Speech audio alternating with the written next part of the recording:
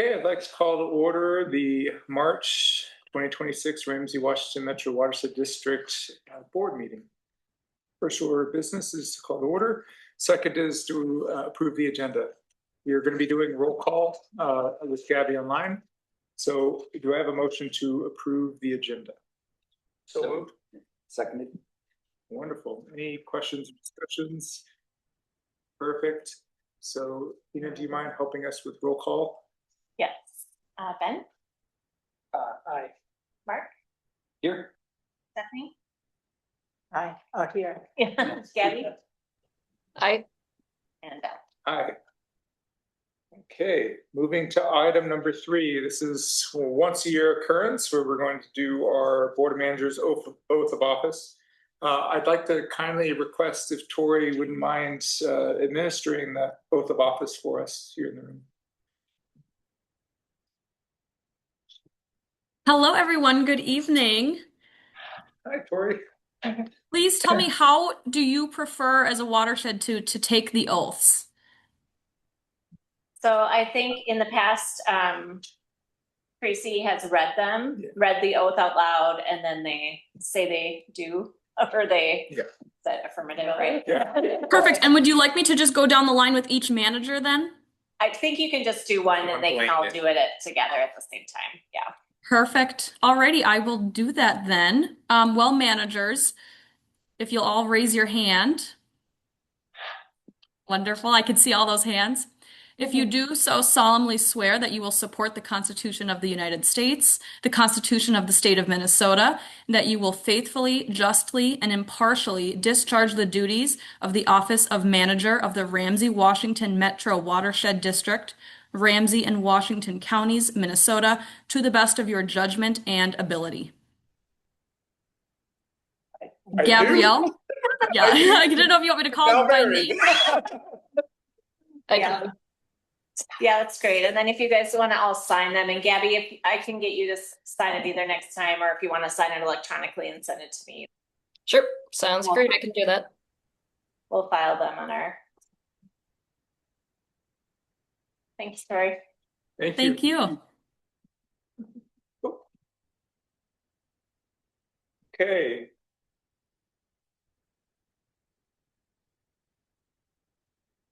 Moving on to item number 4, the consent agenda. Do I have a motion to approve the consent agenda? And remember, we can still talk about it. Do I have a second? Second. Thank you. Any questions, comments, thoughts on the consent agenda before we move to a vote?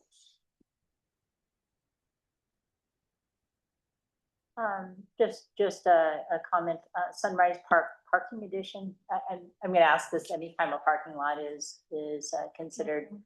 If they could kindly consider salt design when they put that in.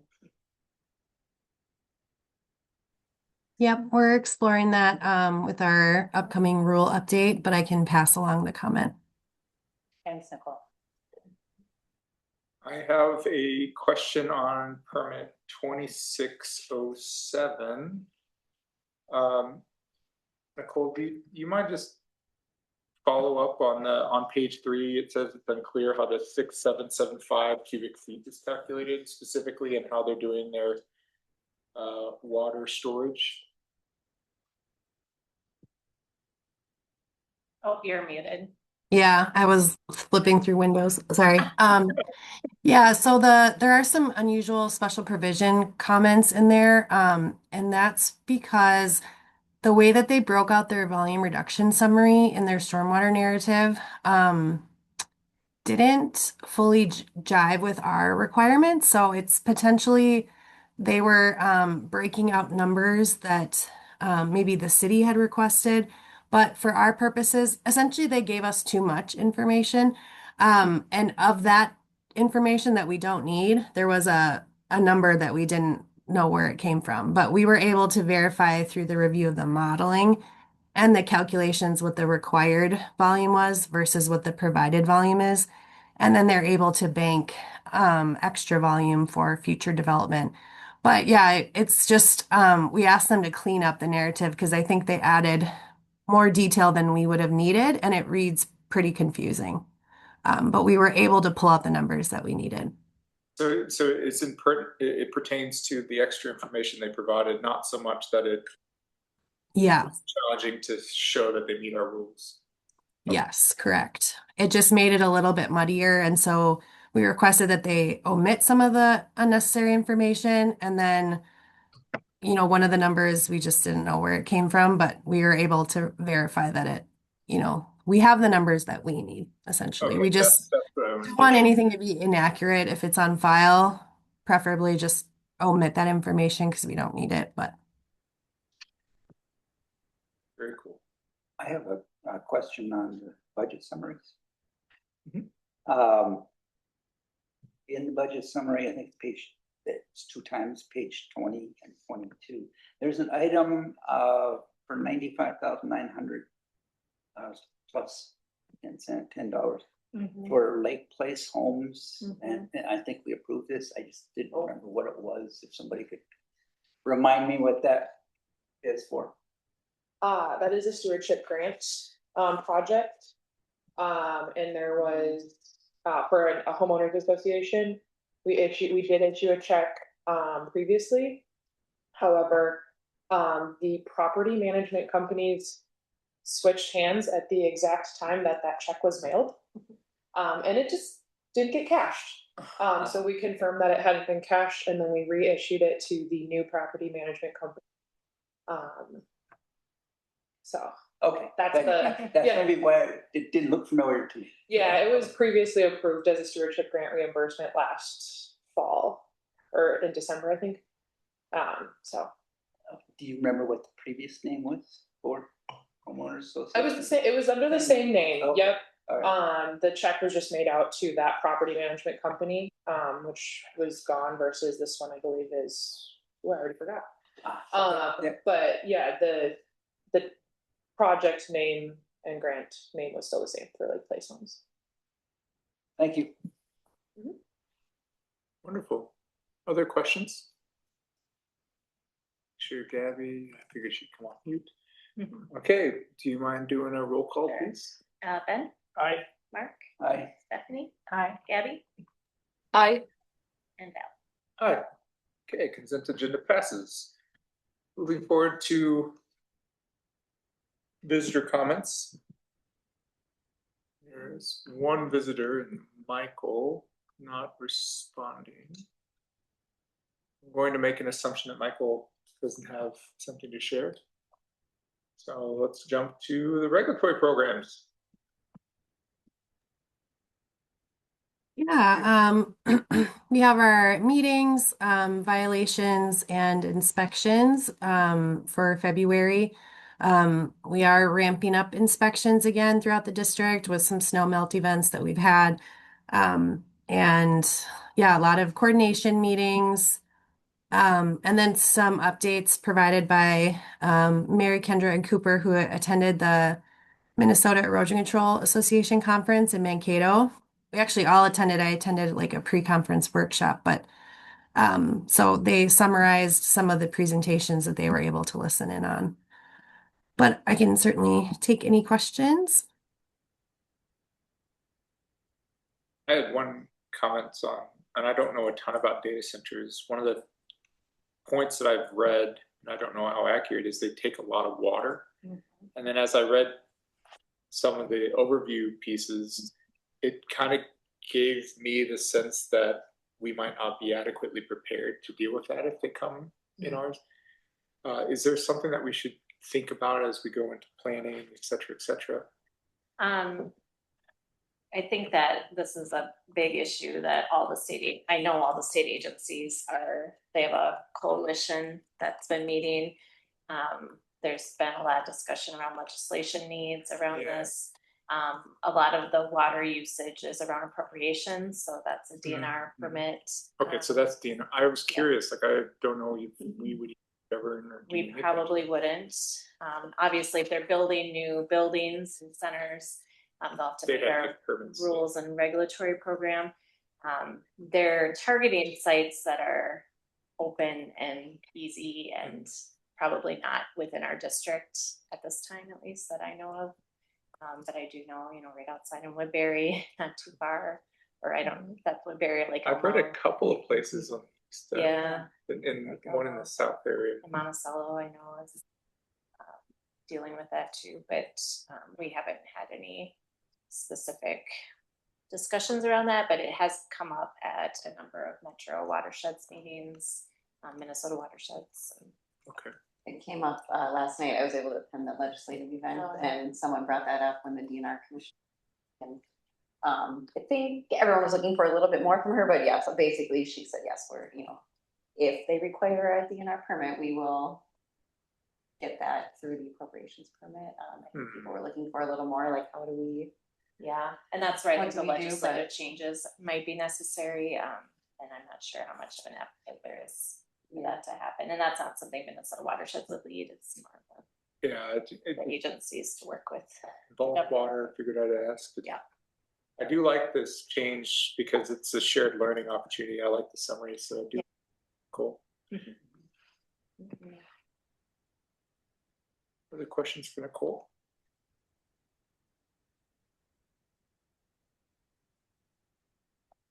We're just cruising along. Stewardship Grant Program, item number 7. Pass it to you, Ashley. Yeah. Not too much activity yet on grants.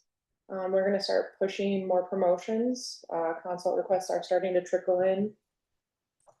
But I'll take any questions on the budget status. Otherwise, I do have a couple of updates. I don't have any questions. I was just going to comment. I think it was in the consent agenda, the public art for the bike tunnel. Sounds like a cool project. Yeah. Yeah, totally excited to see that one go in and see some of their concept designs come in once they have an artist or artists on board. So, Did they propose any kind of ideas, themes, or so yeah, forth? yep, their proposal is gonna be predominantly nature themed, focusing on water and native plants and stuff like that. So they did, and they consulted with several local artists to put that proposal together. And folks that do kind of work in that realm already. So, yeah, it's cool to see in the city's in full support and providing some materials and stuff like that too. So, Big fan. It's a good way to get the name out for that too, because I know there's been at least 1 year I recall there not being much done. I think it's yeah. And then I do have a couple of updates. The community partner grant will be launching. It was announced yesterday in the newsletter, but it will be officially sent out to partners next week. And then those applications will be due April 15th. And so we're hoping to have some good stuff to bring forth to you guys. And then we did wrap up the Get Gritty and we started counting numbers. And the quick summary is that over 3,300 bags of grit were given away and covered over 90 zip codes across Minnesota, a couple of Wisconsin travelers, and a couple others that must have been visiting. But we'll have some summary report and breakdown for that. Overall, the program for Get Gritty spent just over 19,000, but that was shared between us and 3 other watersheds. So, yeah, so exciting to see that. sounds super worth it. Yeah. Return on investment. Yeah, so it's super cool, and working with Warren, we were looking at some of the engagement, the analytics of our social media posts and the advertisements that we did on YouTube, and the big spoiler right there, I'll just say it, for over 40,000 views on just one YouTube ad. So I'm not good with is that a good number? Yeah. Okay. Way specifically for like those YouTube ads, like Yeah. there's a whole bunch of other ones on our YouTube, like board meetings that have like 5 views. Yeah, those are mostly like me. We don't we promote them, but for reference, like the YouTube page referenced. Yeah. And so it was a promoted paid ad. Reach people, yeah. Yeah, so, and it was cool, so we've got some extra like analytics, we can see kind of like who's being reached and how they're being reached, so then we can actually target and adjust how we're. I'll let Lauren speak to more of that when we actually have the report together, but it was cool to see that kind of stuff come in. Do you foresee any kind of, in the summary, feedback from the vendors? Yeah. It'd be great to see too. Yeah, we're gonna, we'll be reaching out to them, summary from them, and then, from the partners too, what they found helpful. And then I do think it'll probably look a little different next year, especially if we bring in more folks. So it would be cool to see. We've had a lot of interest, at least in conversations, folks coming up and asking about it, so.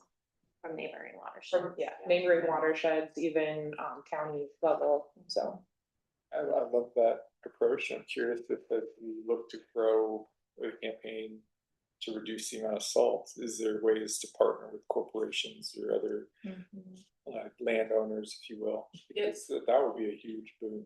Yeah, and so that's kind of on the agenda this year too, to see how we can maybe even like team it of like a partner grant potentially, or a chloride reduction grant. So if we can use Get Gritty to get those, HOAs or businesses in the door, then we can fund it through the rest of the stewardship grant. So I'm very partial to namings of grants that are targeted for the outcome we're trying to shoot for. So if you're looking for suggestions. yeah, and we actually have already had at least one HOA reach out to ask how they can look at reducing their salt use, and which is what the low salt, no salt program focuses on. And so being able to bring that into our communities on this side of the metro is super cool. And we've had some other nonprofits that are interested in working with those groups of people too. So there's a lot of potential there. It's really exciting. Good return on value. Yeah.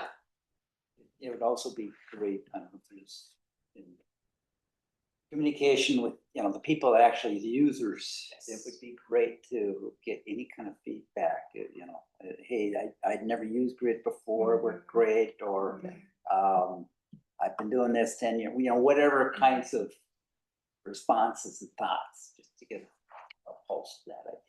Yeah, and that'll be part of, to some extent, what we're doing with the chloride reduction grants, specifically of trying to reach out to that sector. And then we'll see too how that works in, obviously, with the chloride reduction strategy as that comes out. But it's definitely, on my agenda and on my radar. I think even there might have been an AmeriCorps or Green Corps person working at Washington Conservation District on like HOA outreach and stuff like that. And so being able to take those materials, combine that with low salt, no salt education, and really target those audiences is high on the priority list. Yeah, it's been really nice to see the use of grit around the county facilities. And then I was doing an outreach, was it a week and a half ago, and we were specifically at a pet expo, but talking about the impacts of salt on pets, and then also promoting the use of grit. And so quite a lot of people said, oh yeah, I don't need salt, or but this is great. A lot of people were going for the grit that was being given out at Woodbury, and with the amount of ice that we've had this year, it was huge. So thank you. Yeah, we would have actually probably been able to give away like significantly more, but there was actually a supply issue. So there had, early on in the fall, there was a malfunction, breakdown with some equipment of one of the main grit processing facilities, and it delayed grit production, I guess, and so thankfully the vendors were all able to get like their first batch like right away, but following that, they actually struggled to keep grit in store, and so we offered additional funding, and they just all had to turn it down because they didn't have grit to do it. So it was definitely a good year to start this up. So Yeah, I want to give Ashley a lot of credit, her and Lauren working on that program. Really did a nice job. At least one of the stores, two of the stores I visited had your name specifically listed. It's like, oh, you're doing a lot of foot stomping. Yep, nope, we handed out stacks of business cards to 10 stores with my name on them, and I was like, you come up. There's questions. Some of them even in my old stomping grounds where I worked last, prior to here, so. But it was fun. So good to see our partners too and all the excitement around that, so. I like it. We should probably get Lauren to come provide some comms updates, just for the sheer fact that she hit a really sweet spot in some of the advertisement there as well. Her latest video game-esque advertisement I thought was pretty fun. Yeah. Okay. Any additional questions, Ash? Sorry. Hey, moving to item 8A, it's the time of year, annual board meeting. I'm gonna ask Tina if you don't mind leading us through it. Yeah, these are all actions that you take every year at this time. As I've laid out here, I believe there's 5 of them, 5 different categories that are part of this annual meeting. So the first one is the board governance manual. This was something that was developed in. If I could just interrupt for a moment, I'm so sorry. If we could have a manager make a motion to suspend the regular meeting and then a motion to open the annual meeting. Thank you, Tori. We talked about that beforehand. We were like, do we need? I'm sure. Thank you for jumping in. Do I have a motion to pause or in the March board meeting? Suspend the regular meeting if you were looking for the words. Sorry. I move we suspend the regular meeting. Thank you, Mark. And open the annual meeting. And open the, yes. Do I have a second? Second. Okay, we covered. You are covered. Tina may proceed down the list she's prepared. Thank you. Thank you, Tori. All right. Board governance manual is the first thing. As I said, it was developed in 2024, so just a couple years ago. I didn't make any significant changes. There might have been a spelling or grammar thing. I might have fixed a comma or something, but other than that, nothing major has changed. If you had any comments, I just want to make sure it was in front of you again. You were able to review it, see the descriptions of your duties as a board member. But if you have any suggestions or changes you'd like to have made, I'm happy to take those from you as well. I know, Gabby, you're new to the governance manual. Back, I think it was, so we launched it in 2024. We had been talking about it in 2023 and before. It's just trying to really solidify what each of those roles and what our role is that we hold here. So that was something that we had done, and I really applaud the group, Tina and the group, for actually putting it together. Just to give you a sense, did not exist before this. Yeah. Yeah, I appreciate it. Looking over it was very helpful. So, and if there's no changes, then we can.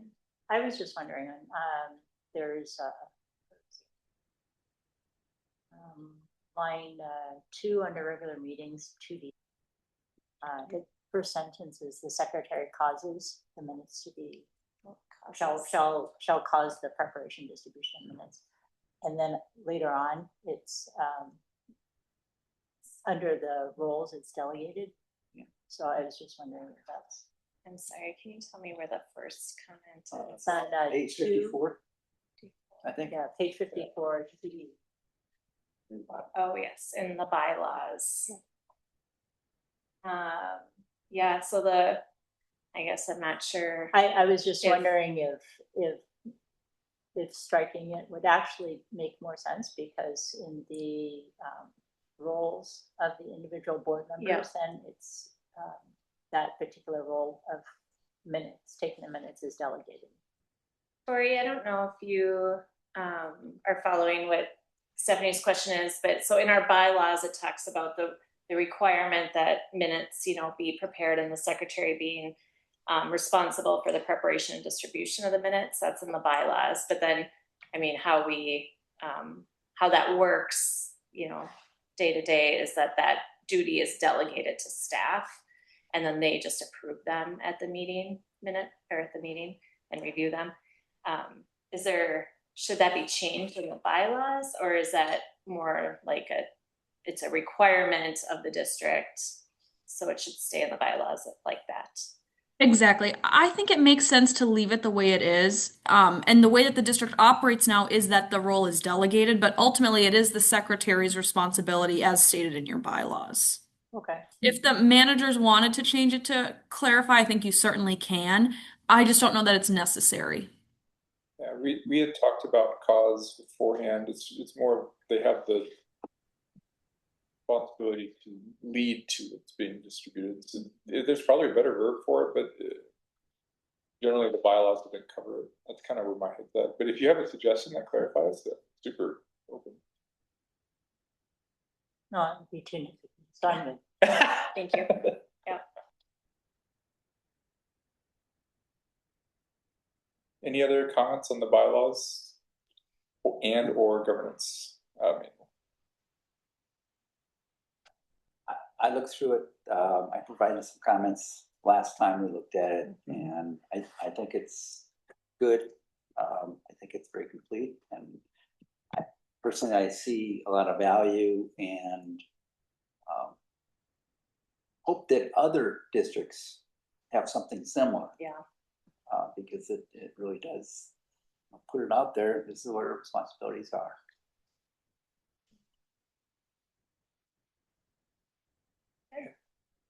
Anything else on that? All right, so next is the election of officers. We have 4 officer positions, president, vice president, treasurer, and secretary, and I laid out, and it's also in the governance manual that we were just talking about, the responsibilities of each of those. The current officers are listed here. And then, yeah, Val, if you want to walk through it, the first one would be for president. And yeah, so walking through this particular one, I figure what we should do is, as we've done previously, is we'll ask if someone's interested in each of these particular roles. We'll have a discussion if there needs to come to a vote, and then we will have that vote. It's kind of what we've done previously. Naturally, we're going to start with the president. And since I have the floor currently, I love representing this particular group.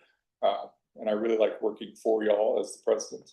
I would like to continue and throw my hat in to be nominated again as president if y'all would permit.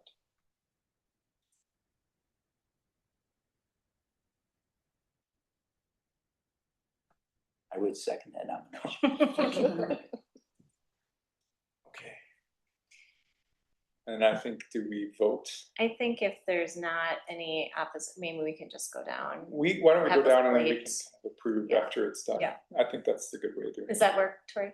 Yeah, I was just gonna say if you wanted to all speak, if you'd want to, and then just do one motion to adopt to elect the officials as listed, unless Yeah. further discussion is necessary. Perfect. Yeah, and Tori, we'll probably just keep going through just to see, because I know there's been some shifts back and forth over the last couple of years, and so just was curious how it was going. So then I'll look at, maybe I'll try this on, Tori. So vice president currently is Benjamin Karp. Ben, I'll look to you. Is that a position that you wish to continue to fill? I'm willing to continue to fill or fill another position. There's another board member that wants to do the vice president thing. I really have no issues with that either. So whatever you all decide, I am fine with. So Ben is the current incumbent and says he's willing to do it. Does anyone like to try that position? It sounds like we're a fairly flexible bunch, which is nice.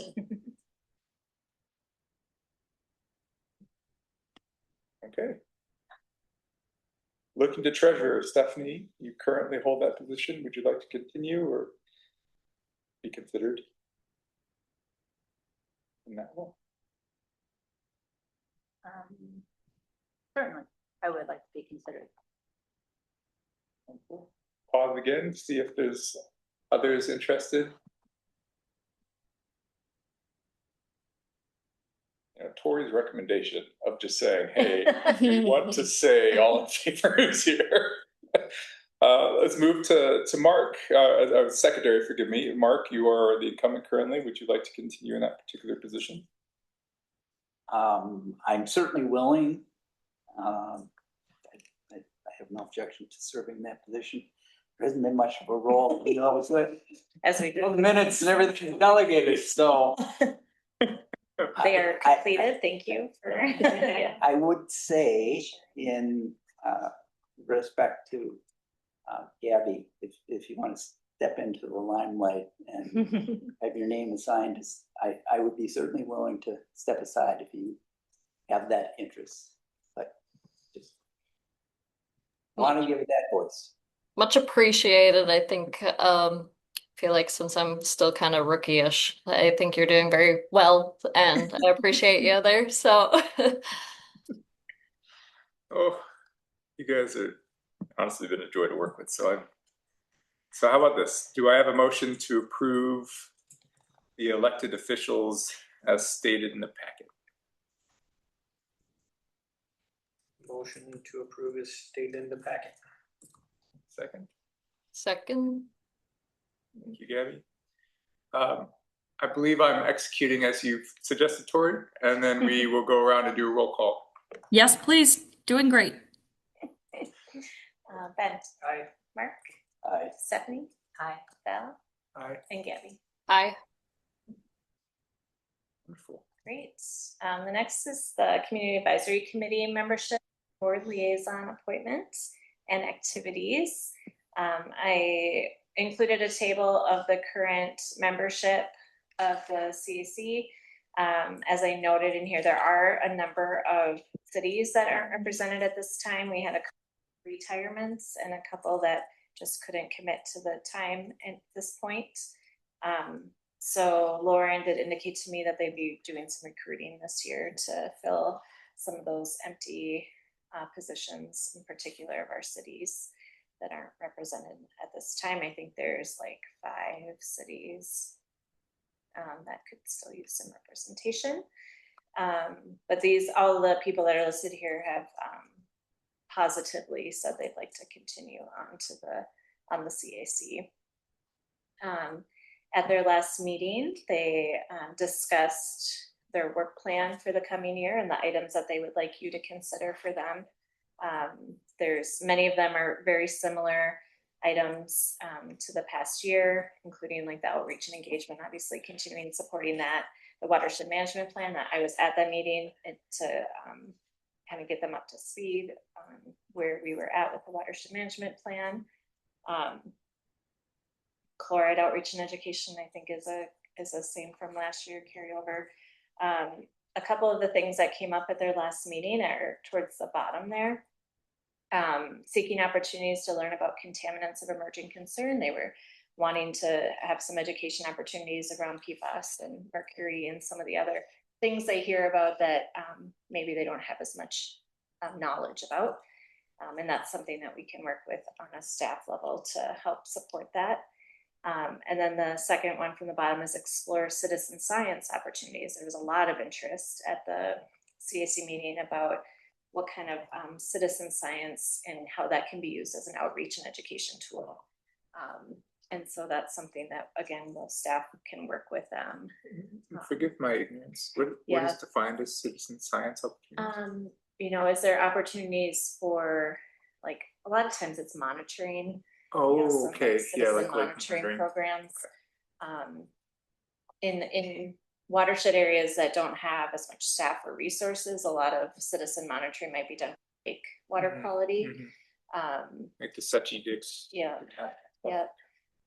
There was like a chloride testing monitoring one where they just kind of go out strips, and then I don't remember who is collecting them, but there's a database that's collecting all these. Yeah. Oh, Another one I is think like a Walton. Luya survey on lakes, where they'd have to go and visit once a month and record any sightings. oh, cool. Okay. Yeah, there was bird There was and birds, amphibian. and there was some stuff with Flora, fauna stuff.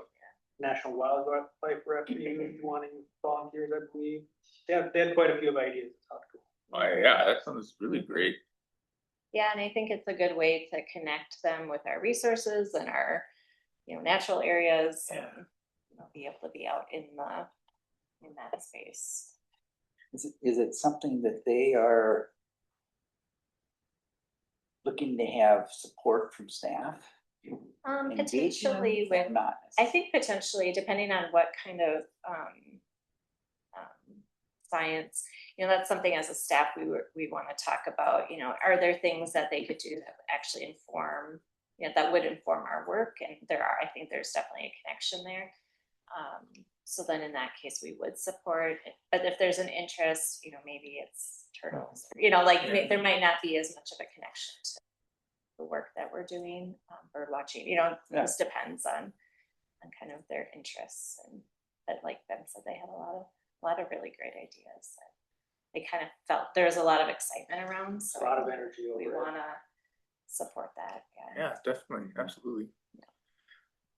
Are there ways that, because it seems like we're all together learning on some of the contaminants, is there ways to dovetail those learnings together? Yeah, potentially. Yeah. Yeah. Because I see that requiring time from bar and staff potentially as we go, and it'd be just nice to do one large thing. Yeah. Yeah. Okay. So I believe we need a motion to approve the CAC membership, and we also need to select a board liaison and approve the work plan. We haven't talked liaisons yet. Yeah, so currently I believe Ben is the official liaison and Stephanie's also been involved in attending backup on those meetings. So however you'd like to designate, of course, as long as there's not more than 3 managers at a meeting, you're all welcome, to be part of that. But it's nice to have a designated liaison. How do people feel? You're more than welcome to continue if you like. I enjoy going to CAC meetings. There has been a shift, and it's nice to see kind of the newer members as well. Yeah. So it's That's great. I would so I'm going to say this. I would like to continue participating through this year when the management plan is continues to be fleshed out. That's an interest. But I like going over there too. It brings us kind of a different a feeling of greater engagement than I had when I was on the CAC, when sometimes someone Yeah, I would just echo what Stephanie said. I really do enjoy their discussions and hearing from them and being a part of that. I guess it doesn't really matter who's designated to me, but I was also going to say if Gabby is looking for something to kind of dig into a little more and wishes for that, I guess, how do you feel, Gabby? Is that something that you have any interest before the both of us just kind of continue on? Yeah, definitely do have some interest in it. I mean, I'd be interested, but I also, if you guys are still interested in going about it, that's totally fine too. And we can always go down the line. yeah, I would step back. Yeah, I would too. That's what I say. So I mean, like between the two of us, we could figure out. And 2 people can go. So if you have an official designee and you can't make it, you can still like send Tina a message and be like, "Hey, there's an open spot because I can't make it this month." Yeah. You can shoot a message to the other managers like, "Hey, does anyone have interest in attending? Here's what they're talking about." Maybe this is a good time to build on. So I think as long as we keep Tina informed, or maybe say, Gabby, if you have some freedom to go, and if Tina knows, she can help coordinate across. It doesn't seem like that breaks any of the communication to say, "Hey, are you guys going?" But I feel like you probably should be in maybe you start with the two. the top 2, and then that's kind of my thought. I can reach out if I hear that, or you guys can reach out to each other too. I mean, y'all built quite a good rapport there, and I know Mark, you've been off and on it as well. And it might be nice to keep some consistency, specifically through the planning for right now, and then as we go, we can, things progress, we can trade off with Gabby as there's interest there expressed. And so maybe, is that accessible? So we make Ben the delegate, Stephanie the also delegate. No, maybe we switch it. You become the delegate and he's the Yeah, he's the alternate. co Yeah. alternate. No, I think if Gabby, if you want to step in, then if there's an opening, then I'll join. Okay, you want to go that way? Yeah. Yeah, I like that. Okay. Yeah, that sounds good. Thank you. So then Ben and Gabby are the delegates. All right. Do I have a motion then to approve the CAC membership?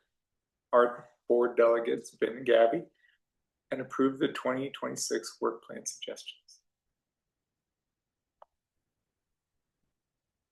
So I'll second. Wonderful. Roll call, please, Tina. Ben, Aye. Mark, Aye. Stephanie, Aye. Gabby, Aye. and Val. Aye. Well, the CAC, I'm sure will be honored to have such a fight over who can not fight. I think Stephanie said it well. I mean, there's been a lot of really good engagement. Yeah. I think it shows willingness. This is really important right now during the planning. Yeah, and I do appreciate all your willingness, all of you, to be involved in that. Consulting staff. So this came separate.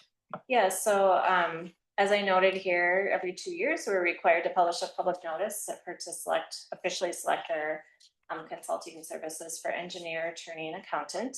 I emailed you separately the proposals that were received, and I listed the ones we received are here. And as you can see, we received from our current slate of consultants only.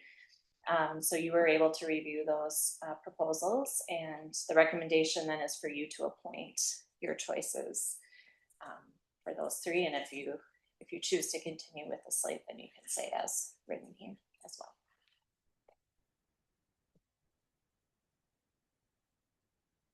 I'll open up to see if there's any comments before we move to any kind of motion. There's really only the ones that we currently have. Which we're happy to have too. Oh, yeah, sorry. I mean, we're rushing to leave. Forgive me. Where we did that. I'll offer the comment that I think it is, well, I'll start. Think that the district has benefited greatly from the services that have been provided. Over the years that the district has been in effect, and there hasn't been much change in these consultants. And the fact that there is that continuity is valuable. I know last time I think that this was brought forward, I'd kind of molded, through my head at least, is it valuable to maybe get new blood, new mix? But in evaluating that, in my mind, it seemed to make more sense that if the job had been well served and that continuity was being in place, that seemed to be the best, most prudent decision. I agree. I think that's well said. A lot of what we do, I've learned, is heavily based on relationships and historical knowledge, and that is the value of which I can't overstate. So, do I have a motion to approve and appoint our choices as Bar Engineering as our engineer, Gallowitz Olson as the attorney, and Redpath and Company as our accountant for next year? I will move that we retain those three current consultants and provided in the supplemental materials. Seconded. Any roll call, please? Yeah, Ben, Aye. Mark, Aye. Stephanie, Aye. Gabby, Aye. and Val. Aye. Thank you. Welcome to continue being part of it. Yeah. I was just going to say thank you all. We so appreciate the opportunity to work with the district, and I know I'm the newbie in town, but truly it's such a wonderful relationship, and we really value this work. So thank you. Yeah, likewise. And I ask you continue to hold us to a high standard and keep asking for what you need. We love working for you. Great. Last item. All right, official designations. We're also required to officially select our bank of deposit and our official newspaper. bank deposit is with US Bank through the Foreign Fund, which is part of the League of Minnesota Cities. And the official newspaper of St. Paul Pioneer Press. We've had both of these designations for a long time. The Pioneer Press is a little newer, being our only designated newspaper, but it's still probably been now almost 10 years probably. So. But there was a time where we had more local papers available to us to choose. And at this point, the Pioneer Press is the only one that covers our full district areas. What do we project? It'll be another 10 years before we can ask for an official social media site. Yeah, I mean, I would anticipate at some point the legislative changes would occur that would probably remove that. Who knows? I thought it would have been by now. I just a quick question. So regarding the Pioneer Press, all of the board meetings and special board meetings or special meetings have to be noticed. All the bids, do they have to be noticed as well? Yeah, and a public hearing. And public hearing, okay. Yeah. So trying to get a sense of how much is really noticed. So actually not, our meetings and special meetings are not sent to the Pioneer Press. So that's only our public hearings and like our solicitation for proposal. And then the bids go, bids, You get noticed. The public ones. Because there is an expense also. Yeah, and it's not cheap. Not cheap, No, right? it's not, but, and we obviously leverage our website and stuff too.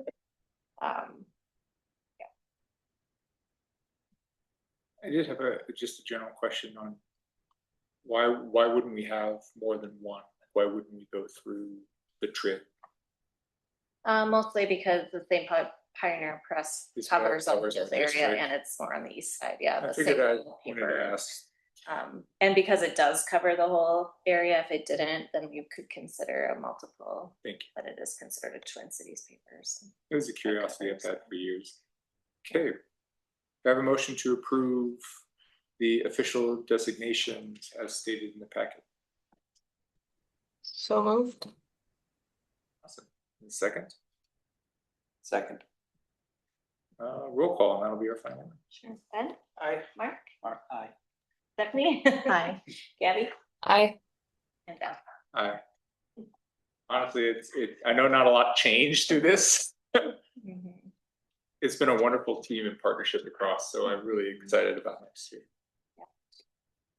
All right, jumping to action We 8. could, sorry, Oh. Val, if we could have a motion then to close the annual meeting and yes. reopen your regular meeting. Yes, do I have a motion to close the Board of Managers annual meeting and resume our regular meeting? So moved. Second. Second. Do we have to roll call, Cory? Okay. Ben? Aye. Mark? Aye. Stephanie? Hi. Gabby? Aye. Hi. Getting really fast and efficient at our names. Okay, action item 8B. Yeah, I'll Okay, have David. Erin kick it off, I think. Yeah. So this is one of our 2026 targeted retrofit projects at Gustavus Adolphus Church. It is runoff from this site is tributary to Lake Phalen. And you saw the write-up. So this is kind of the standard memo format that we put out when we're asking permission to put something out to bid. This project has a couple of benefits in the name of water quality. One is that there are 2 stormwater basins, or in other words, rain gardens on the north side of the parking lot that captures flow from the north side of the church northward, and also some impervious surface reduction. And so those elements plus some of the restorative plantings in the area result in the benefits that are quantified in which page is it? Table 2 on page 68 of the packet. We also have included, as we have started to do regularly now, a look at when we're talking about the project costs and benefits in terms of reduction of phosphorus. We put the historic cost chart in there to show you how that cost per pound of phosphorus removed on an annual basis compares with past projects. And so in this case, the estimate is that this project would cost around $8,200 per pound of TP removal per year. And so to put that in context, that falls right in the sweet spot that we typically like to see. This isn't a particular outlier. It's kind of more along the average that we tend to see. So I guess with that, I'll ask if there's questions. Aaron, I was just to mention the impervious surface reduction ends up being about 8,000 square feet. Let's say so small, but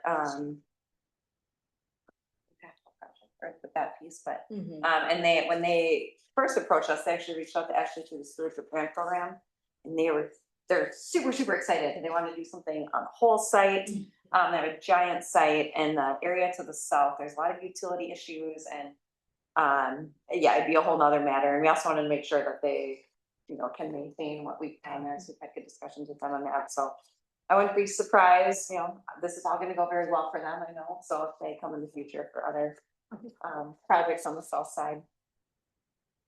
Yeah, just a quick follow-up question there. The impervious surface, is that all pavement parking, or is that some sidewalk or combination? That's being removed, yeah. So most of it is the pavement, but then there's some sidewalk work happening, and then on that east side there, that east basin, there's like a little seating patio.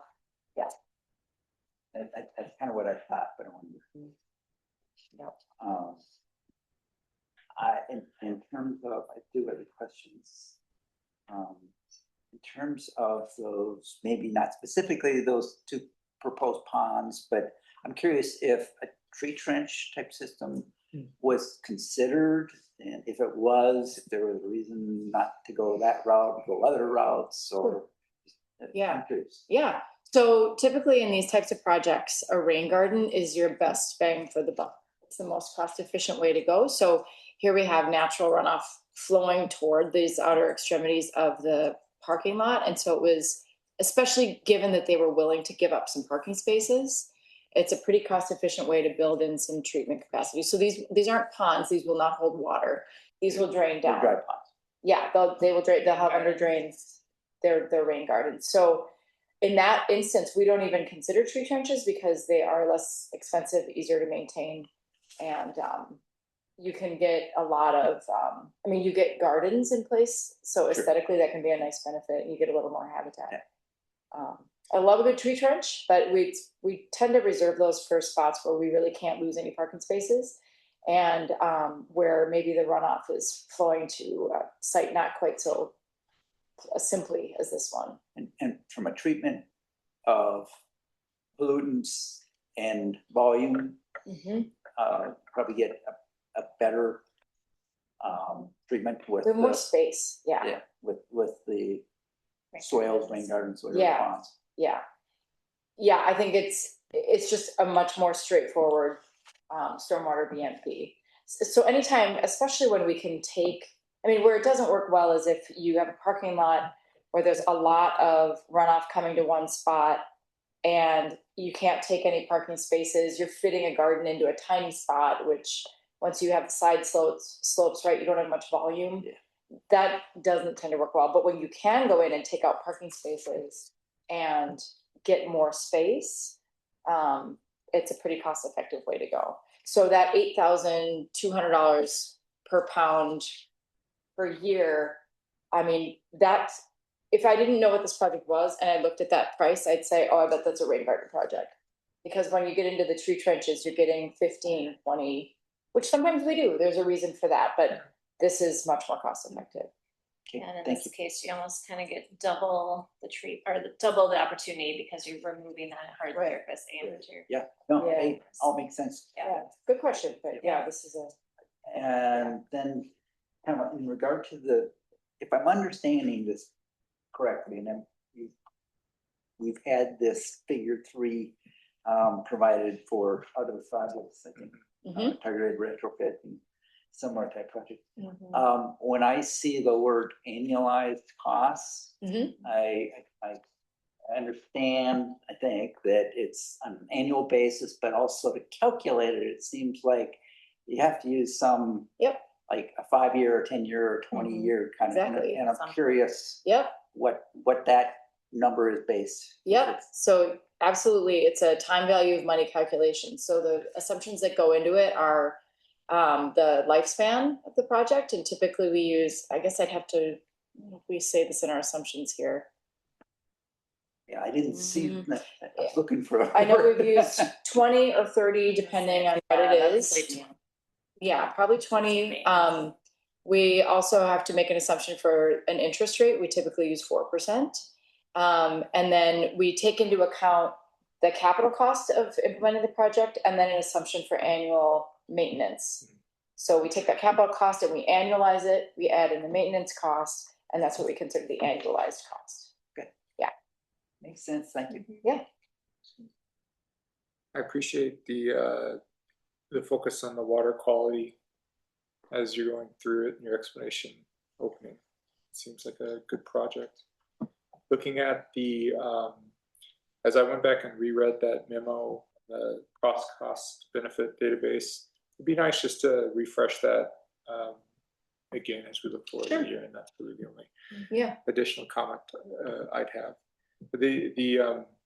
I like the words you picked in describing the project a lot in the meeting. And there was some in the summary that I wish those words found their ways in the future in those summaries. Yeah. That'd be great. But outside of, your description answered all of the questions that I had, so I appreciate that. Good. Well, yeah, and in looking back at this before the meeting, I realized, we used the term stormwater basin, and that may have thrown people off. That these are, there's a lot of ways to describe these things. You can call them stormwater basins, you can call them bioinfiltration basins, you can call them rain gardens. So I think, it would be good if we were a little more consistent. I think rain garden may have Triggered something different. triggered something different. I agree. So that I'll take that note. But if there's other words, Yeah, I really appreciated Paige coming to it. The reduction of impervious area always catches my attention as Sure. as improvement.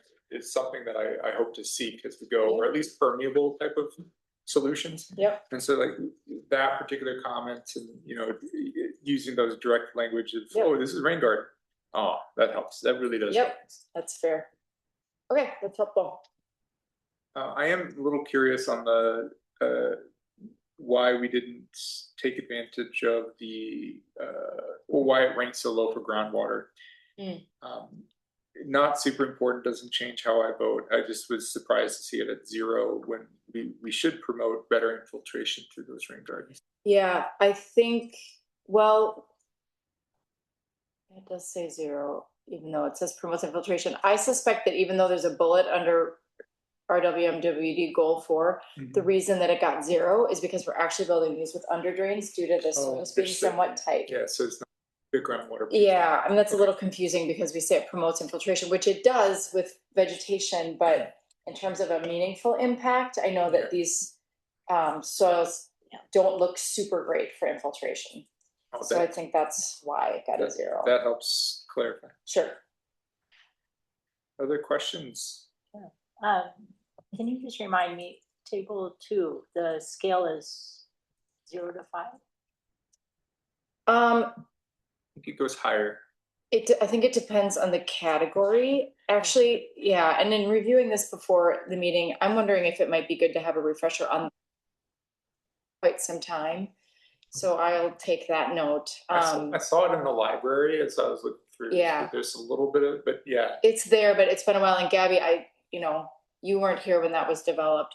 Basically, this is a tool that a scoring system that we developed to help us prioritize water quality projects in particular. So for each of these different categories, which, these categories pertain to the different goals that the district has under its plan, there's a way for us to quantitatively evaluate any given water quality project when it's gotten to this point in its study. So where we've done a feasibility study and we think, hey, this seems like a good project, we can score these things. I don't recall that they're all on a 5-point scale, but I think it would be good to bring that memo back out. Yeah, because I think the subsequent one for community is a 6. Yeah. I was like, oh, okay. I think it depends on what kinds of things we're wanting to value, basically. And so I do appreciate on this note that you've included at the special bidding considerations. Yeah. So Yeah. really do appreciate You know that. where that came And from. then- Yeah. Yeah, and then the curve as well for where we fall in terms of typical project. Yeah, good. But one additional question on goal 5, it says this has a planned educational component. What is that? Is it a sign or? Page You know what that 2. Yes, so yes, usually signage. So we've working with Lauren on, we used to do very project specific signs. They are incredibly expensive, and a lot of them get hit by snowplows or something. So now we're going to look at just very kind of a general, like this is a watershed district project, this is what it is, something that is a little bit less costly to install and whatnot. So it'll be signage, and then we always work with them on newsletters or outreach to the parishioners. I did do one presentation to a group of, they had about 30 or 40 people attend, which was great, but usually you get like 1 or 2. But they're all very, very excited about this. And it, funnily enough, had a lot of connections to BAR, which is funny. Oh, really? I'll never pass it on, but yeah, I knew various. We did not. Yeah, it was. So that was kind of fun. That connection. It might be an interesting thing for an art exhibit if we're planning plows locate our signage. Yeah. Just, I don't want to interrupt Stephanie, but this might be an interesting proposal for that, because I'm assuming that there's art communities around that area. I apologize. No, I mean, this is a wonderful site. I think this is the one that we've used in the past for Waterfest bus parking shuttles, right? Yep. Yeah, now it is also I think that's in here somewhere, but a state fair parking lot, so we have very strict timelines to be done, and they were, the church was able to give up parking. Like they have no, their commitment with the state fair is just that they will provide a parking lot. They don't have a certain number of spots. So they were good to go with that. They're interested in getting the project done before the state fair. Yeah, to get this, Get it- I was surprised with that kind of tight window. The tight. Probably made. So we will allow planting after, we just we get cold and stuff after. Yes. Construction window. Allow the food trucks to remain there on the weekends during construction? Oh, yeah. We'll have to talk about that. I think that should be okay. I know that was one big thing they talked about, and they may shift location. But that was their big thing with that east side basin, to say with some picnic tables and stuff for the. I thought I saw the construction that says food trucks not allowed. Yeah, there might be slight disruption. We'll have to look at that. We'll do the best we can, Ben. Yeah. I'll figure out where they're going. South side is a big area. It's like that entire parking area there is full of Yeah. food trucks every Friday or Saturday, Sunday. That's Yeah. fun. Yeah. Oh, I'm going there this No summer. kidding. Been a mental It'll be one of our tours, maybe, a weekend. Yeah, I like that. Plus during the weekday, there's food trucks over off of White Bear Avenue. Yeah. Oh, this is good. So, do I have a motion to approve the preliminary designs, estimated costs, and proposed project schedule, and direct staff to finalize design and bidding documents and advertise the project for bid? So moved. And second, Second. roll call. Ben, Aye. Mark, Aye. Stephanie, Gabby, Aye. and Val. Aye. Item 8C, 3020 estates. Pass it to you. Page. Yes, I can start. So this is one you all heard about through our manufactured home study. So this is when we met with the property management and walked the site, and there weren't opportunities for, it's just a tight constrained area for actually, BMPs on site. So we were looking at some native plantings and doing this, kind of mini forest on site, which, yeah, we should have included a link to that. That was previous tech study. Yeah. We mentioned it in the memo, but yeah, I think when we're doing these in the future and are implementing something that was, Milwaukee, we'll do links in the future, but this was in the October 2022 board packet. Yes, so. Well, no, I looked But I for can it. find it. Okay. I was expecting it to be kind of, a presentation. That's the way it's been laid out before. And there's nothing in the Yeah, we kind were of agreeing on agenda. that. Oh, that And was I've read through earlier, the two topics and nothing there. Yeah, it was a tech report. I thought. It was this. Yeah, then I probably searched in the documents. project status. Back then, we were doing oftentimes embedded in the project status report. Ah, okay. And now we pull them out into memos, so they're a little buried. Yeah, I'll find it and send it to you guys. Well, I Googled it and found a couple of great. Yes. Yeah, that's what I was. So, yeah, after that, I think our board president at the time, he was, I think, the one that even brought it up He's to the one us. that brought it up. Let's look into this, and, Larry. Larry, yeah, shoot. yeah. Said And there. so we, it's always been on our radar. We'd like the spot to use that, and it seemed like a great opportunity for it. And it just so happens that this 20 Estates is who we met with, but adjacent to that is a current construction project for a women's care center that's gone through the permitting process, and so they are finishing construction this fall, and they're looking for so part of this forest would be on their property, and it kind of aligns with their goals. They're looking to create, their plan is to put in a big fence there, more for privacy for their patients and to keep people from kind of walking through there. So we've been in talk with both of those property owners to look at that, and I think I'm missing. I mean, that's the deal. You could see the there's a rendering or a schematic that shows what these things might look like, a rendering and some of the species that are proposed to be put in. And yeah, I mean, this is a little bit of a different one. There's not, like Paige said, there's not an explicit water quality BMP. There's certainly, adjacent water quality benefits, but you see that in the scoring, that the water quality benefit is not the main reason, but ecosystem, community, there's other pieces here that come into play. So that's why you're seeing it as a request to be put out to bid. I'll open up for questions. It looked like in the figure, in which the first map figure is the one specifically of the manufactured home site, that there might be other possible areas that similar projects could be done in the future. I'm just curious, in the conversations with them, are they kind of excited and maybe open?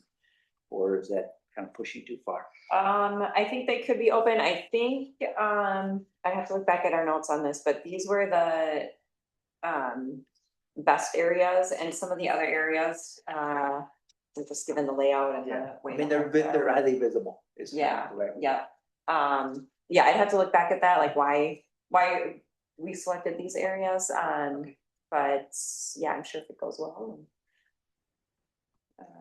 They're okay with the maintenance, we'll do the maintenance for the two years like we usually do, but then they'll take over that rest. Yeah, I'll definitely keep it on the radar. So after 2 years, and the 30/20 will take complete ownership. Yeah, for sure the stuff along Rice Street, we'll have to make sure that it's clear who's taking care of that forest between the two properties, since that is, kind of overlaps both properties. So. Yeah.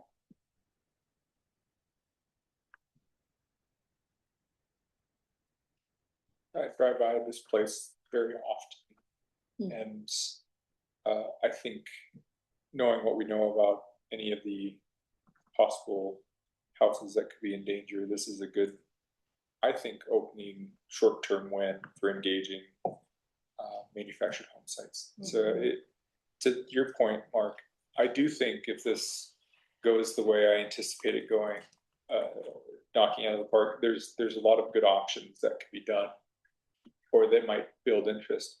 the other thing is this whole area in Rice Street is really getting built up, if you will. And so there's going to be a lot of traffic on that particular road.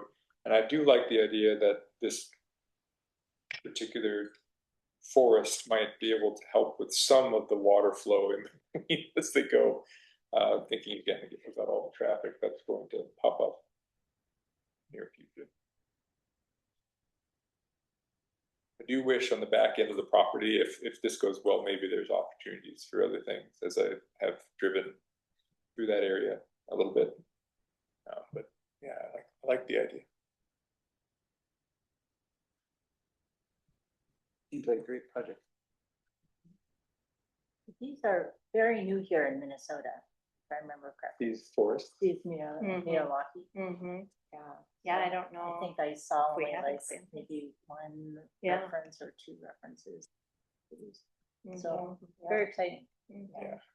It's a cool concept. It's a cool concept. I just have to ask, like, some of these trees, bur oak, really not urban compacted soils, tight space tolerant. I know this isn't a final list, but I would just, urge care and selection of plant materials. Okay. I hate to see half your overstory die out. Yeah, that's good to know. And it will look a little more dense than this photograph, or the rendering, just as I mentioned, they're looking for more of a blockage for people coming through, so we will add some more. Looks like it's gonna be quite colorful during the fall with the sugar maples and the cherries. Yeah, I love the selections as Yeah. a palette, but Yeah, urging that care Look at with that. final Okay. selections. I can communicate that to our allies and make sure that I would think they considered that, but let's double check. it's always nice as a good follow-up again, Yep. driving through that, biking through that area. It is fairly compacted, Mhm. but I'm not a soil expert. Yeah. Also, like, where are they gonna be putting their snow and salt tolerance and all of that, cause you got now new plantings on both sides of their drive aisles, so making sure Yeah. that it's got those, just hardy species, I would urge. Yeah. It's a good call. They normally park right along that area right now, so.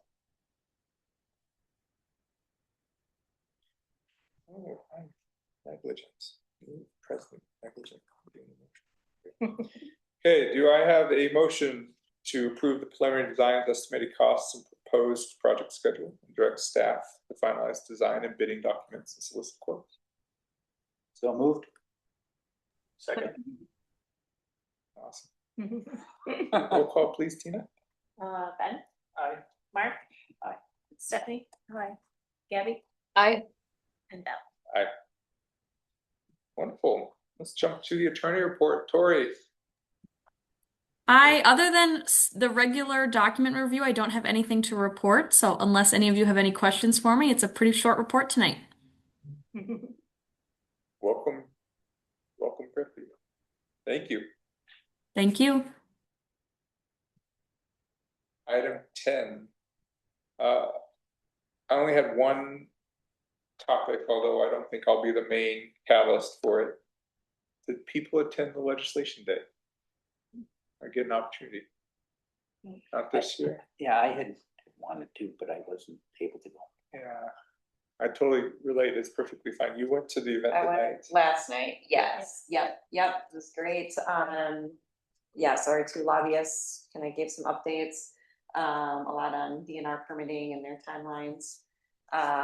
Seems like a hot topic. Yes, yep, a lot of talk about chlorides, I'm getting confused who said what, so they had, those two spoke, and then, the DNR commissioner, some from the PCA, and then Bowser, I'll give their updates. Any updates on legislation with respect to chlorides or just progress? Basically that, everyone's kind of dropping the limited liability approach and going for, how can we, what changes can we make? There was a lot of interest in our programs. I was telling Ashley and Tina, I was approached by a lot of people afterwards, and Jan and Kevin.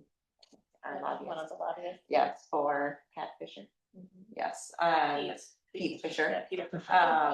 are interested in having us, you know, talk to him about our chloride work and why it's important, and that's he is a big advocate for that, so a lot of interest in that. Yeah, What- they're what's looking to set up a specific meeting with Peter, so I Yeah, he's my rep. Yeah. I know Okay. him. Yeah. Yeah. And if there's, We can connect with I'd you. be happy to Great. forward Okay. something. Yeah. Cool. Yeah. Good. Was there a specific aspect of the chloride work that everyone was interested in? With that, I think it was more, yeah, like kind of, it was a lot going on, Stephanie. I was a little overwhelmed with this interest, and it was great, but yeah, I would like to talk to Jan a little bit more about what she had in mind for specifics, unless you talk to her more. Yeah, so for, we're, talking with Peter, Peter's the chair of the environmental. So, they want to start exploring the regulatory or the licensing kind of aspect of it. I don't know if that's exactly what she wants to start with Peter, because I think Peter's pretty up to speed on kind of the limited liability and some of the other things that were going on. But when Paige she said that a lot of people, other watersheds were interested in some of the program work that we've been doing around the salts. Yeah, I'm sorry. Yeah, the Get Gritty for sure. And then the new grants that we have and the chloride reduction strategies. Yeah, and as we progress, I assume in our permit and regulations, putting in something around chloride. Yeah. And attending last night was pretty good attendance, both from watershed representation as well as maybe legislators. Yeah, I only attended one other time, and I heard other people commenting that it would seem like lower attendance this year. I don't think they were expecting that many legislative members. Yeah. Lot going on. None It of ours. seemed like, none of ours, but it seemed like a lot of good conversations. There's a couple hours of networking afterwards and conversation. Yeah, and there's just as a reminder on the Minnesota Watersheds website, there's the members only section that you all have access to, that where you can get the legislative updates. That's not something that they send to out to everybody. They want you to be a member and able to access that, so you can access those updates in that location. I think Jan sends an email and says it's located there, so you can take a look at that as the session continues on. Thank you very much. That's the only topic I figured we need to discuss. Thank you all. Jump into 11A. I think we pass it over to you, Aaron. Okay.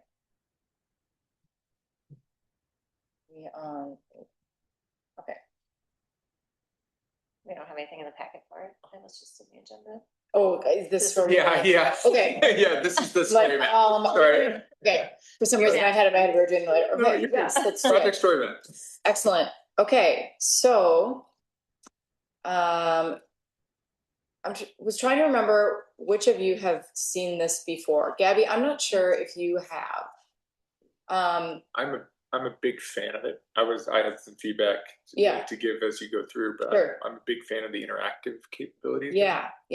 And so what this came about, this is a GIS based story map that came about because there's so many projects going on all the time. It's very easy to forget what everything is. So yes, we have the project status report every month, but it's conceivable that you or staff or even BAR might want to revisit the scope summaries you've seen before, be reminded of where a project is, and also check in on how we as your consultant are progressing in terms of schedule and budget. So this story map was an attempt to get all that in one place. So we're going to walk through not all the projects, but the new ones. I'll show you some of the new highlights, but please feel free. I mean, obviously this is really mostly for you to click around as you go the next months. And if you have suggestions for ways to improve it, please let us know. This is a little hot off the press. We hit some bumps when we first tried to launch it a week ago. So if you were tuning in a few days ago, you may not have seen the updated version. I'm looking at you. It's now up. We're still working out a couple bugs here and there, but it's meant to be a living document, a living website. you know, as new projects come on board, we'll be updating this, so. Keep it, you know, keep us posted on how you're using it and if there's things that you feel are missing. So Just a with that- reminder that it's always posted at the top of the public, PSR, the project status report. Yeah, that's a link The that'll link is drop you here. And that link remains the same, doesn't it? throughout the year. So that it's something Always that you the could same. bookmark. Yeah. Yep. You know, just jump on. Yep. 'Cause And it's I've looked the at it a few times. Yeah. But I wasn't sure with the new Yep, updates. If yeah, things might have changed as far as location. Sounds like not. no, and I think, I mean, the link itself is even the same. So if it's bookmarked now, or if last year was bookmarked, it's the same bookmark. Okay, so I'm gonna share So my then screen. the comments of some of the links are broken, etc. Don't worry about it right now. I think don't worry about them. I think we're good. Oh, there we go. Okay, and this could be a little laggy. There's a lot coming into this thing, and so we'll see how well this goes to share it on the screen. But one of the things I've learned about this is to be a little patient as I go through. So if you click on the link, you'll land on this website. That is the district's engineering services in 2026. And so basically, and this doesn't include like everything the district is doing. This is everything that BAR is working on. Okay. So I thought what I would do first is walk you through some of the new projects. You're going to see a lot of the same projects. There's a lot of things that have continued from a lot of things we do every year. But the ones that are new, I'll highlight. The map that's on the right, this is an interactive map. So if you click on any of these things, a little information table will pop up, and I'll show you that in a second. The legend for what these are is down at the lower left corner. And basically that shows you what all these different dots, shapes, colors mean. So we have organized all of our work into these different categories. So there's CIP repair and maintenance, capital improvements relating to flood risk reduction, capital improvements related to water quality, feasibility study flood risk reductions, feasibility studies pertaining to water quality projects, project operations, and research projects. There are a few types of things that we do for you all the time that aren't listed on here, like permit review, for example, we don't have up here. If there are things that you feel are missing that you want to see on here, please let us know. We think we've captured the really most important things that need some context and background. Is it possible, realm of possibility to add the stewardship grants? Stewardship grants are, so the other category is district-wide. So there are some efforts that are district-wide. So we have a link for stewardship grants. Oh, you mean the location of the projects themselves? So like my question earlier about was Lake Place Home, whatever. If maybe I could go here and say, oh, that's where that was, and that's. Yeah, those are in a different. They're in a website. different realm, They're on our and that's something. They're on that- your website on a different map. Oh, they are. Yeah. Okay. Yeah. Because, yeah, I mean, Yeah. because that's on the more neighborhood district, map. that's more district work, quote, unquote. Yeah. Whereas Yeah. what's featured here is Yep. probably more work that's led or Yeah. at least partnered with BAR. Yeah, yeah. Is Yeah, there our a main way thing to kind of merge those, or is Well, that I not think, the goal? no, I think we'll probably wanna keep Keep them, separate? so what we have on our website is a map, an interactive map that you can find the permits and the cost share, you can see our drainage divides, it's kind of a, Yeah, an okay. inventory of our Yeah. system. It doesn't have as much detail or as information, it's locations.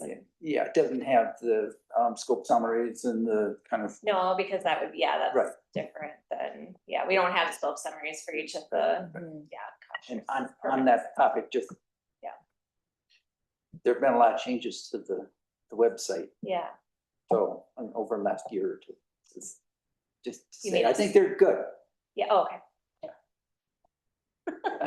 Just to highlight that people have looked at the website for a while. Yeah, Oh, yeah. It's a lot to show. Yeah, the other thing I think that is important to note here is that a lot of the projects, so like a lot of the capital improvement projects, the feasibility studies, when those are done, they don't appear on here anymore. So you can think of this as like, what are we paying you for? Like, Yeah. what is this project you're coming to talk to me about?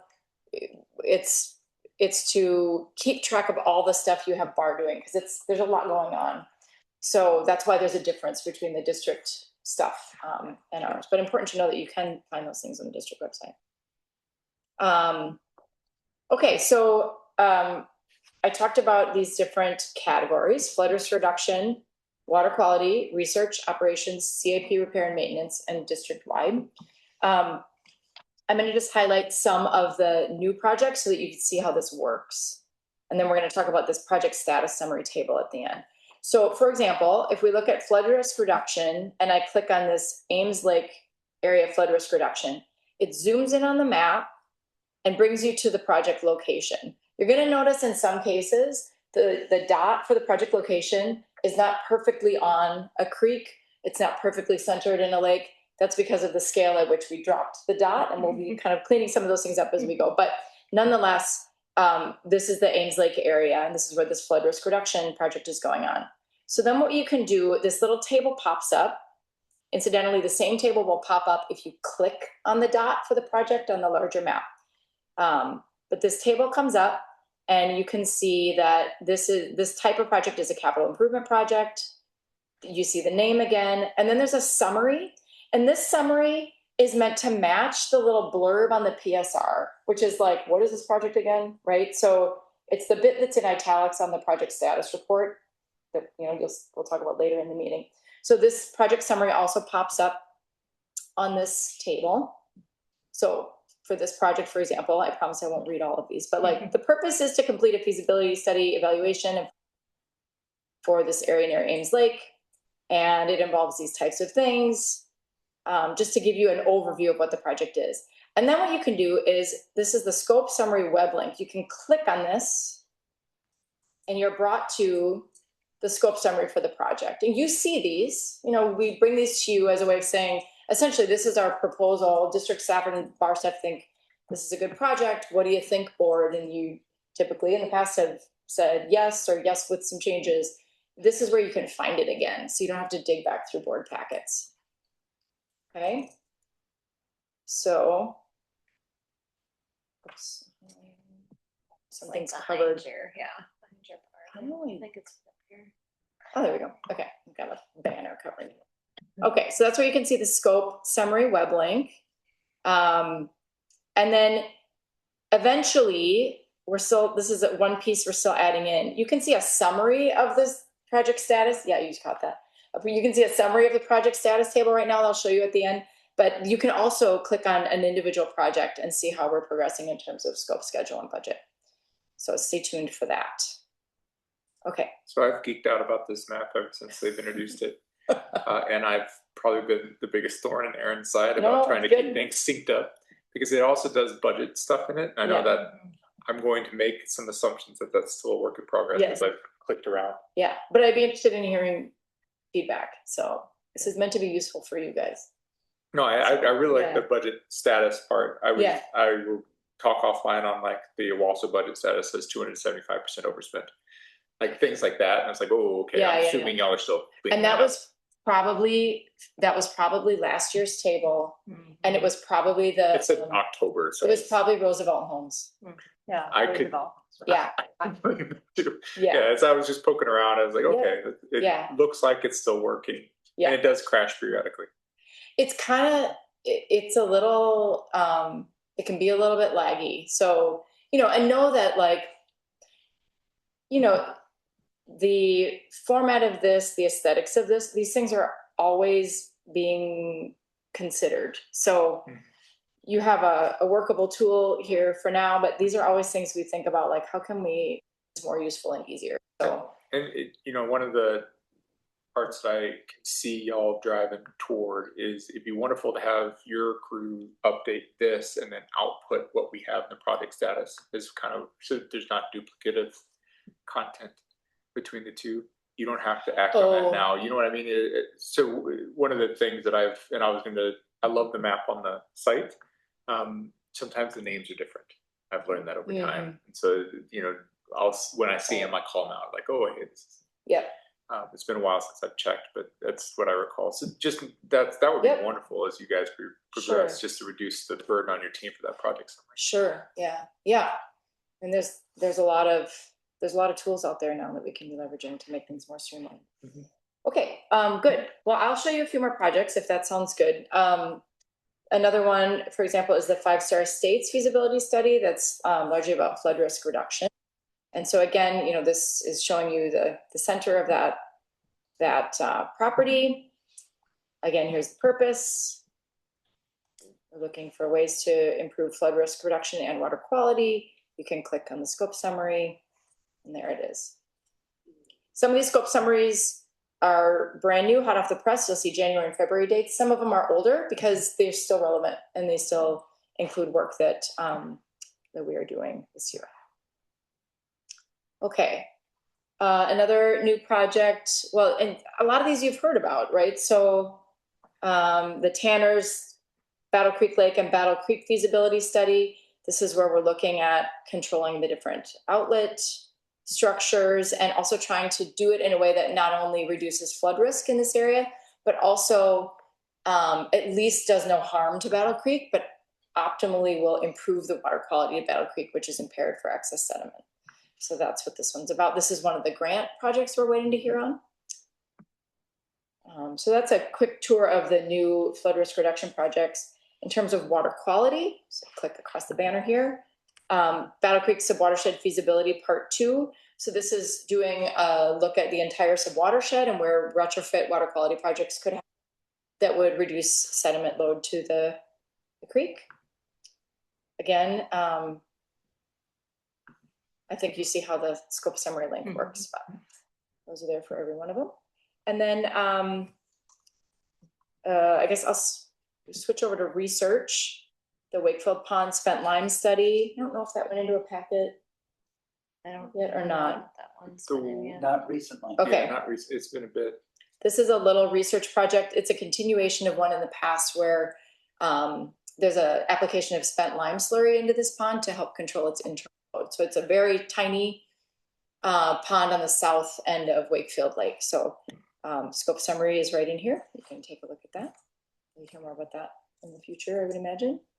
And then just going over to district-wide, this doesn't have a map because these are things that pertain to everything. So here you can read, again, if you want to look at the chloride reduction strategy again, you can find it in here.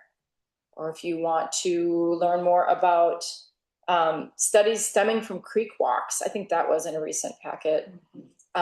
This is where you would find that scope summary again. So you can see it's turning now. I've done too many things too fast, so I'm going to just back up and give it a break.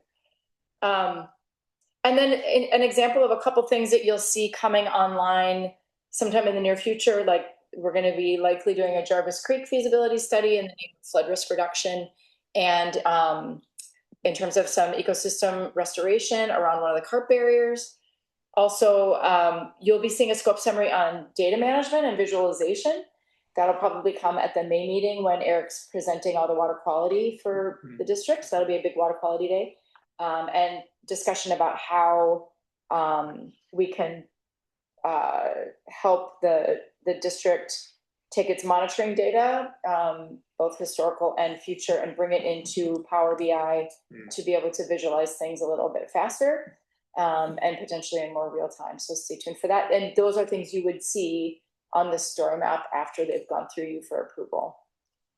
And then the last thing I'll show you is at the top, this still needs a little formatting, but I mentioned the scope schedule budget thing.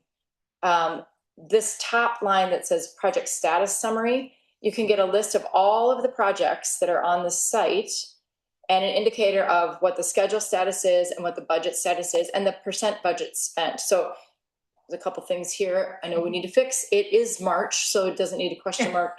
And also the budget % spent will be in a true percentage and not a decimal. So again, we're still working out some kinks here, but this is where you can see things like if there's an outlier, like there were a number of reasons, like reasonable reasons that Roosevelt Homes was so far above its % budget. And that was something that, got discussed to justify, like, why is that? So that's what this is for. So if something's getting out of whack, it's a good reminder. I mean, for us, for sure, we watch these things all the time. It's a good reminder for us to have some explanations ready because you'll be able to see like, hey, what's going on with that? And we would expect you to ask. So that's what this this table's for. Now, again, what we don't have in here yet, but what we will have in a week or so is if you're clicking project by project through the map or through those buttons on a specific project, you can also get linked to the line that's relevant to that project about scope, schedule, and budget. Can you back up and Yeah. say, how did you get to this? Oh, there it is. Project status summary at the Alright. top. Yeah. Yeah. I think this came about when I was joining the board for an ask for scope, cost, schedule. Yeah. Just to give us a high level view of it. Yep. Yeah. So any questions or I think it's a wonderful tool to Feedback. ensure that we're being good stewards of the taxpayer dollars for yeah, sure. right. And just kind of at the beginning, there was a question about the difference between the two sites. So there are some big projects that just came out. I mean, there's a newsletter about the award for Roosevelt Homes. So since that's wrapping up, maybe it will show up on the district's kind of project highlights. Yeah. That'll be a big one. Yeah. Yeah. Like, Since this is an online tool, it's publicly available. If people were to access the link, which they can access through the back. Yep. Yep. Absolutely. it would be fascinating if you hear people like accessing it. I've shown a couple of neighbors this, but that's about it. I think I said this before on the Ramsey-Washington. Let's just ensure that we are keeping our names in sync. Yeah. That's Yeah, we talked just- about that a lot. All the Eh, places I we do- find things. Yeah. We I- tried to do that, but we'll keep an eye on that. Yeah, and I know it's an ongoing thing. I do like the stewardship grants have a very clear item ID. I know your index has a bunch of good item IDs. As long as we can find something Find that's that. universal, Yep. that would be wonderful. Yeah. I remember, I like that Mark had a comment on the budgeting piece. It's always a question because sometimes they're named different between the two. So Yeah. just Yeah. that always helps us so we can track things. Yep. Yeah. And I will say we did make more of an effort to cross check what's on here against what's in the project status report against what's on the summary invoice. But let us know if we missed one and we'll keep our eyes open too. But we did try to clean that up a bit with this, knowing that has been an issue in the past. Yeah. I just want to say I think this is a great tool to be able to use, look over, utilize. So I think this is really, really cool. I like it. Great, good. Yeah. So use it. And then again, I mean what I say. If there's some functionality that you'd like, or if something's just not working, let us know. When would you expect, so if we were to use this in preparation for the board meeting, when would you expect the best time to look to get That's a the great most updated? question. Yeah, what's your process for updating month to month? So Tyler Olson is the one that's been pushing the Power BI stuff because it doesn't do it automatically because we are checking things on our end first. But I mean, I think what we ought to be doing, if we're not already doing it, is, I mean, you get your packets on Friday, right? Generally, yeah. So there's not really a reason we shouldn't Have it updated. have it up. Like, When it's you part of the submit the packet, so PSR, I yeah. think that's reasonable. I know this is there's some other feedback that I can give, just tactics. Like, for example, you have personal computer references on most of the files that I've poked out. Oh, you mean like the file names? Yeah, so just there's certain, I don't think it borderlines in terms of oversharing of information, but any kind of structure is always a vulnerability spot. So just watch how, there's one that actually looks like it's from Brandon Barnes' OneDrive account. So just be, as you're looking through, make sure that you find ways to get around those references, those security concerns, vulnerabilities. That's a good point. So it's like down here, you're seeing that? I wouldn't say there. It's actually when you drive into the project summaries. Like I'll show you off after the meeting. Oh, Here's at a the couple footer? examples, the footers. The footers, okay. Yes. Got it. Just want to make sure that we're all kind of covered. Yep. Yeah, I mean, that's Barb's way of knowing where to go find that. Yeah, document. yeah. But yet, if it does kind of point it out that it's accessible, it's. Yep. Oh, I get it. Like it. So it sounds like there's a couple actions for the board. If you get inconsistencies, I do know that she does respond. Oh, Yeah, really. Yeah. So yeah, please Serve at the forward it. pleasure of the court. We just nominated you again, Bar. I don't know. But yeah, she's very responsive on it. So she's an adult. So you just ping her. I'm an adult. Yeah. I take it. But we like this stuff too. It's fun. I mean, it's fun. I would strongly encourage figuring out automaticity as you progress forward, because it seems like a lot of the same content's there, and I just Yeah. So can you tell me more about that? So we can have a geek brainstorm afterwards. Okay. We're doing something similar. Okay. And we can talk separately. Okay. But yeah, Good. I just don't like. It's sad. I don't like inconsistencies when I read it. Unfortunately, remember them. Yeah. One thing that we did do that we streamlined this year, I don't think we were doing this last year, is in the scope summaries, we used to keep a table that was tracking budget every single month. Mm-hmm. And you'll notice now that the scope summaries that are linked here don't have that anymore, because we track that in a different spreadsheet that doesn't get uploaded. All that gets uploaded is the status. Mm-hmm. So that is one thing that we're not duplicating anymore that we were duplicating before, and it was tedious. So I've learned enough with computer tech and AI that if something's feeling tedious, you're doing something wrong. So yeah, but open to other ideas, of course. Other questions for Erin? Great tool. Jump into administrative report. Okay. Thank you, Erin. Thank you. I have my usual updates. You should have received an email from Mary today about the 2 equity strategic planning workshops. A lot of information there. Let me know if you have any questions. She does say in that update that, you can kind of come and go. It's nice to have an idea of what days you might, so there's an RSVP link in there as well. But the agenda is time specific, so you should be able to pop in and out kind of at particular time. Those dates haven't changed, have they? No. Yeah, okay. That was just in whatever the calendar system that I get those from. Yeah. Don't necessarily go up into my personal calendar. Oh, so right. I gotta match those up. And Yeah. I thought, oh, I gotta definitely have to do it. So. Yeah, no, those are the same. Yep. Same ones. So yeah, let me know if you have any questions about those coming up. Do we need to have a goal workshop Yes, looking to April? I think yes. If there's no opposition to that, if you're good with having that at 5 o'clock on the 1st of April, we can plan for that. I think we'll be ready for that. Yeah, that's our plan. Are y'all okay? It seems like the best way to do it is sort of work. Cool. Okay. Good. Tomorrow is Paige's 19th anniversary. Wow. Congrats. 18 years old. Yeah. I mean, I started when I was 15. Yeah. I don't know how that matters. Age math works different. Yeah, it's definitely different. Payroll issue update. As I mentioned here, there's still just some few things left over, but we are moving in the right direction, and we do anticipate those issues being corrected. And we are transitioning away from that particular. Yeah, that's correct. Yep. We're still, wrapping up those last items, and then we'll make the official move after that.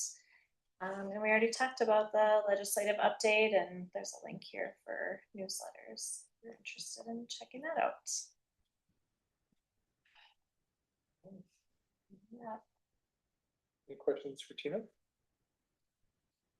Awesome. Going to project and program status reports. Okay. Any questions? Let's see, as we normally do, I can call out where I have a comment, and then other people jump in before that. I'll start off by any comments before. Shoot, I was not prepared for this. Oh, never mind. Any comments before the natural section? Natural entries. That's like W or something. Yeah, item N. The Beltline Battle Creek utility. And I'm just curious, there's reference made in the little summary about that's being conducted in a kind of a GIS world. And I was curious if that is publicly available in any way. And I'm not for that. Right. I'm asking more in line with, there might be some security concerns, you know, belt line I and so don't think forth. so. No, I don't, No. not as part of this project, and I believe, I mean, if we have anything on our GIS system, it's really crude, it's not, you know, any Yeah, detail. Because it was only recently surveyed. information. Yeah, it was anyway. only Yeah. recently, so we wouldn't have survey information, you know, and with the Gopher, But in terms of Long term communicating stable. with Gopher One, oh, that alignment, no, that's not public. yeah, okay. I don't know much about Gopher One other than you're Good gonna make your question. calls. Yeah, so Yeah. basically, we hold or bar, you know, we'll receive those requests for information. And that's specific to a project or a location, locate, call. And then it would be bar staff that would go out and mark the utility. So, in that okay, location. I had been thinking if there was somebody that was, I don't know, Aldi Foods, or just whatever, and they're doing a project and they do a go for one call and go for one call said, oh, looks like that aligns with this alignment that the watershed a la bar has notified us of. And then they would put that project in communication with us. That was kind of the way I was thinking this might work, but doesn't sound like that's the way it would I mean, work. I think, well, I don't know, maybe you can correct me if I'm wrong, but I think, you know, somebody calls for a locate, go for state one, then sends it to all the utility locations, and then we would go out and locate and determine if there was a locate there. Yeah. The owners are responsible For making those responding. calls, right. And No, for Oh, like for the owner utility? of the. we are the Oh, owner of that. got it. So Okay. Yeah. Gopher State is like a clearinghouse that sends it to Excel, that sends it to anyone, like it's associated by parts like you, like this could be there, that could be there. Yeah. And I do think when they first get the call, they can do a no, you know, you're not anywhere near it kind of, you Yeah. know, and then if they are, then they My, would go. my misunderstanding on how it works. Yeah. Yep. My next one is S. No one else has.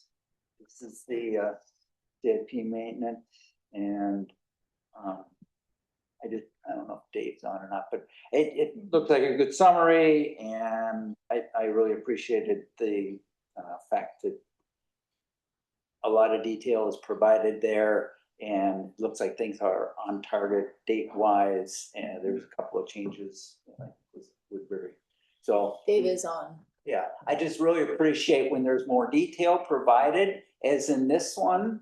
Because earlier, there was something in the packet that talked about the CIP projects, and I kind of mentally generate a question, oh, we had early freeze, freeze thaw, and that might have set us, back some, and then boom, here it's well written, lots of detail, and I just want to say I appreciate when that's present. So. Good stuff. Thank you. Yeah, so far so good. We're got a couple ponds left. Unfortunately, things are warming up pretty good, but they're getting it done. So we're doing well. Sweet. And then W.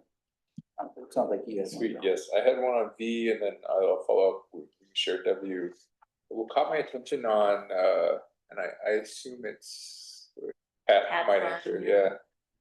The Lake Wabasso vegetation. It was the first time in a while that it was called out a meeting on like on a specific water body. What was that? Was it just called or asked for by the people who residents around the lake? Is that what that was, or was there a workshop done?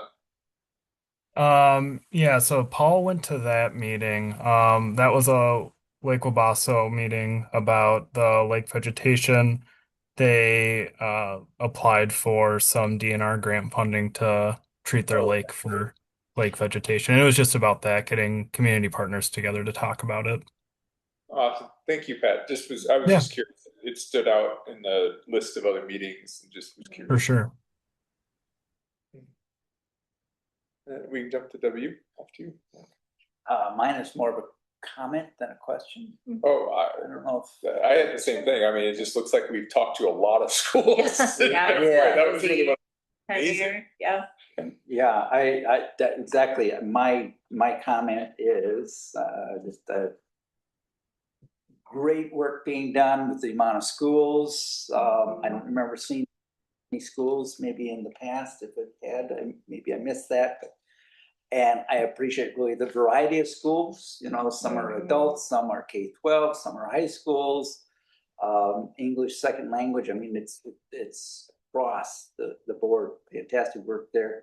And I also really appreciate the interdepartmental work being done within the district of the water quality folks with communication folks. That's fantastic. And maybe there's some opportunity, with the natural resource folks, if they have time. It's always nice in my mind to see that kind of cross, just so the different departments know kind of what's going on and get a sense of, hey, and that does happen with our NR program mostly during planting season. So when Carrie brings the school groups out to help plant, so they do get a lot of interaction with our NR group as well.